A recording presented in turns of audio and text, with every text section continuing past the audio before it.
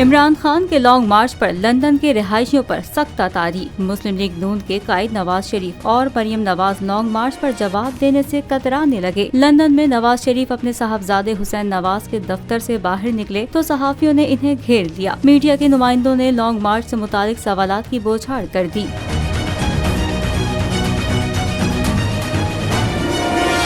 सहाफियों के सवालात पर नवाज शरीफ ने जवाब दिया, ना ही मरियम नवाज ने। गुज़िश्ता रोज भी नवाज शरीफ से DGISPR और DGISI की प्रेस कॉन्फ्रेंस से मुतालिक सवालात किए गए, लेकिन उस वक्त भी उन्होंने जवाब देने से गुरेज किया। इससे कबल नवाज शरीफ ने मुस्लिम लीग नून के रहनुमाओं और मुख्तलिफ शोबे जिंदगी से वाबस्ता अफराद से मुलाकात भी की, जिसमें मुल्क की मजमूई सूरत हाल पर तबादला ख्याल किया गया। इस मौके पर मरियम नवाज और मुस्लिम लीग नून बरतानिया के अहदेदार भी मौजूद थे।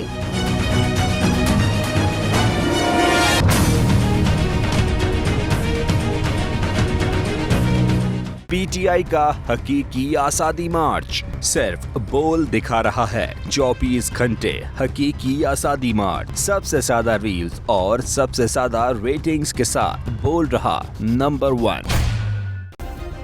सब्सक्राइब करें और बेल दबाएं ताकि कोई खबर रह न जाए।